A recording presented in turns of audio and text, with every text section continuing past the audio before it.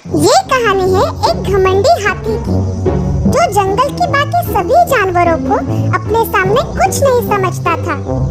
दिन भर सभी जानवरों को परेशान करना उसका काम बन गया था, पर उसकी ताकत की वजह से कोई उसका कुछ नहीं कर पा रहा था। मैं हूँ हाथी, मुझे देख के दुनिया डर जाती। भालू, गेंडा या हो शेर।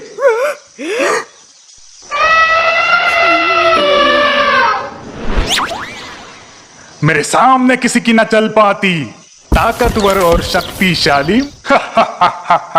मैं हूँ हाथी।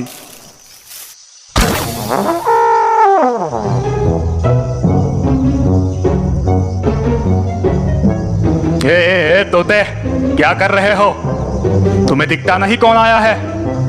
मैं इस जंगल का सबसे ताकतवर जानवर हूँ। चलो मुझे झुककर सलाम करो। नहीं, मैं नहीं मानता। मैं क्यों सलाम करूं? अच्छा, मैं तुम्हें अभी अपनी ताकत का मजा चखाता हूँ। तोते ने फिर भी हाथी को सलाम नहीं किया। हाथी ने अपनी ताकत दिखाने के लिए पूरा पेड़ ही गिरा दिया, ताकि तोता उस पेड़ पर फिर कभी बैठ ना सके। तोता वहाँ से उड़कर चला गया। अब पता चला मैं क्या कर सकता हूँ। मेरे सामने तुम सब कुछ भी नहीं हो। उसके बाद हाथी आगे बढ़ा और हर रोज की तरह नदी किनारे पानी पीने चला गया। उस नदी के पास एक छोटी सी गुफा थी, जिसमें कई चींटियां रहती थी। वो हर रोज खाने का सामान इकट्ठा करती थी। हाथी अन्य जानवरों की तरह उन चींटियों को भी परेशान करता था। आज भी कुछ ऐसे ही हुआ। हाथी पानी पी रहा था, तभी वहाँ से एक चींटी गुजर रही थी। चलो अब इन चींटियों को मजा चखाता हूँ। ए चींटी, ये लड्डू लेकर कहाँ जा रही हो? हाथी भाई, मुझे ये गुफा में रखना है। बारिश का मौसम शुरू होने वाला है। उसके पहले हमें बहुत सारा खाना जमा करना है। अच्छा। ऐसे कहकर हाथी ने अपने सूंड में पानी भरा और चींटियों की गुफा पर डाला।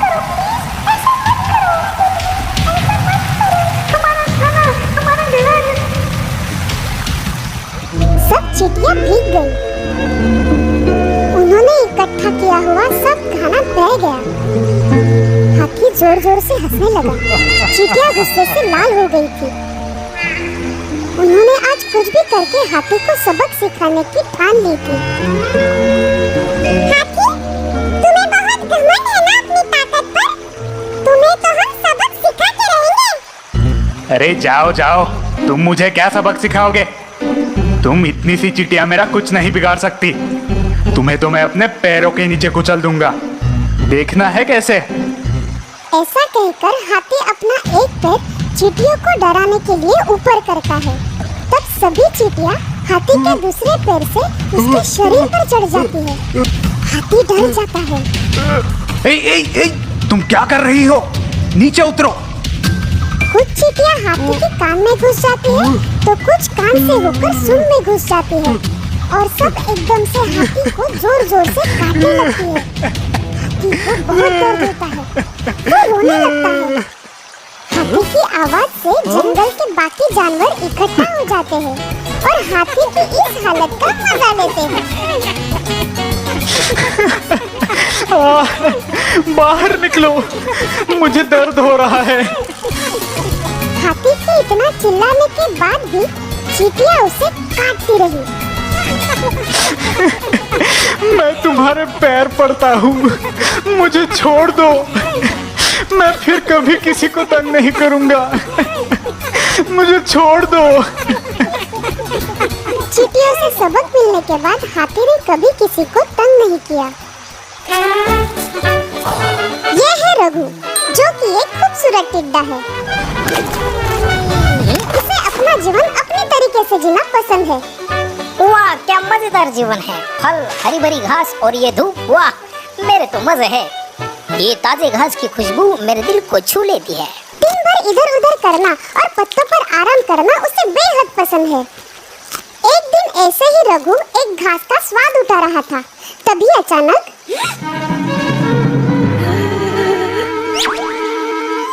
ये क्या देख रहा हूँ मैं नींद में तो नहीं हूँ ना। ये फल चलते हुए मेरी तरफ ही आ रहे हैं। पर फल कैसे चल सकते हैं? बचाओ बचाओ, कोई मेरी मदद करो।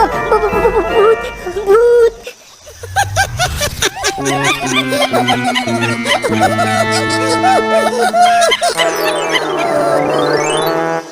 बचाओ बचाओ, ये फल मुझ पर हमला कर रहा है। क्या रघु, तुम भी एक फल से डर गए?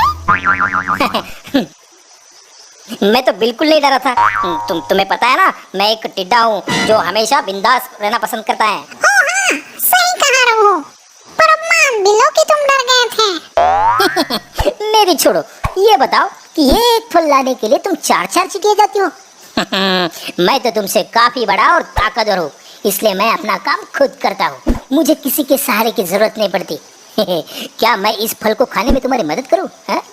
बकवास बंद करो रघु, ये फल अब खाने के लिए नहीं है। फिर सर्दियों के मौसम में काम आएंगे। सर्दियों के मौसम के लिए? वो देखो। रघु इशारे की ओर देखता है तो एक गड्ढे में सब चींटियां बड़ी कतार में फल और पत्ते इकट्ठा कर रही थी। उसमें टमाटर, सेब, हरे पत्ते, गोभी, इन जैसे कई पदार्थों का समावेश था। रघु जानना चाहता था कि ये चींटियां ये सब खाना गड्ढे में क्यों डाल रही है।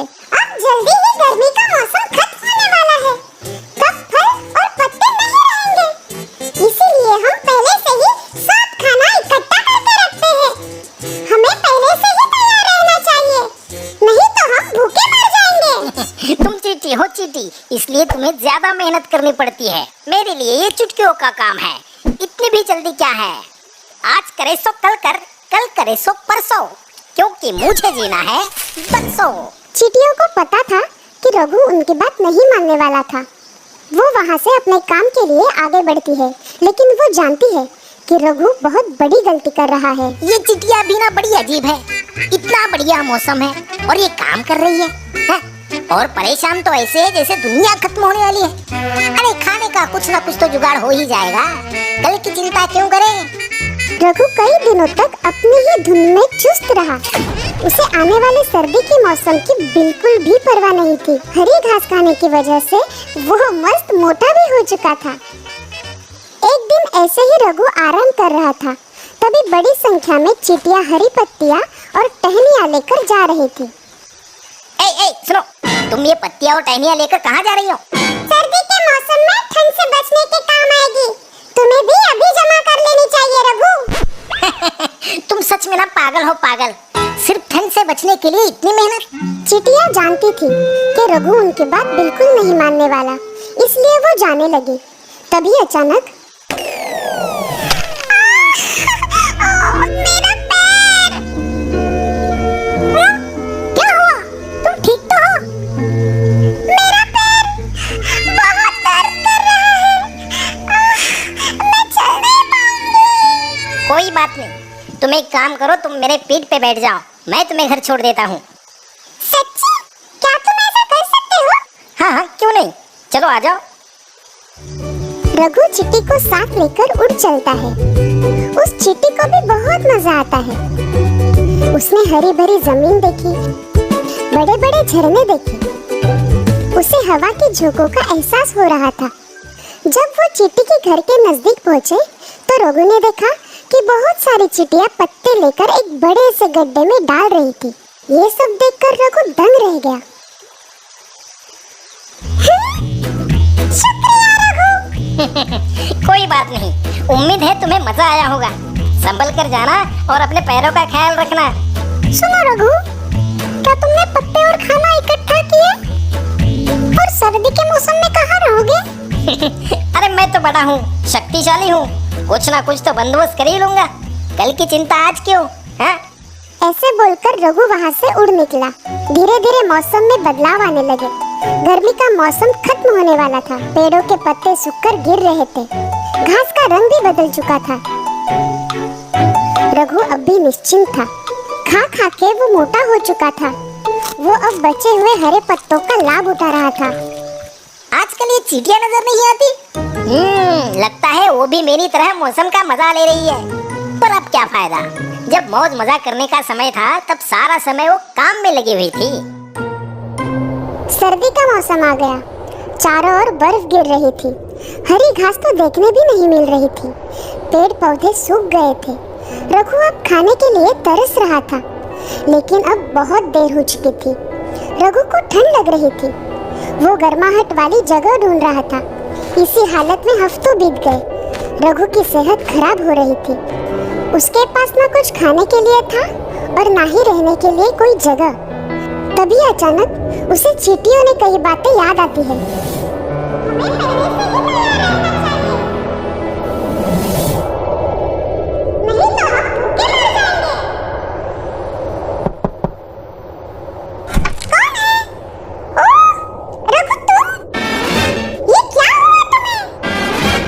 मुझे माफ करना, मैंने बहुत बड़ी गलती कर दी। मुझे तुम्हारी बात मान लेनी चाहिए थी। मुझे कुछ खाने को दो, मुझे बहुत भूख लगी है। उन दोनों की बहस सुनकर उनकी मुख्य रानी चींटी और अन्य चींटियां भी बाहर आती है। हमारे पास बहुत खाना है, हम तुम्हें खाना दे सकते हैं, पर हम तुम्हें रहने नहीं दे सकते। लेकिन मैं ये क्या? हमें इसे बचाना होगा। ये भूख से मर जाएगा। आखिर इसने मेरी मदद की थी। जब मेरे पैर में लगा था तब ये मुझे अपने पीठ पर बिठाकर घर छोड़ने आया था। चींटी रानी अपने साथीदारों को रघु के लिए टहनियों का घर बनाने कहती है और उसे हरे पत्ते खाने देती है। सब चींटियां मिलकर उसके लिए अच्छा सा घर बनाती है, फिर उसे अंदर ले जाकर गरम गरम सूप देती है। कुछ ही देर में रघु अपने पैरों पर खड़ा हो जाता है। धन्यवाद रानी साहिबा, आपने मेरी जान बचाई। तुम बहुत अच्छे हो रघु।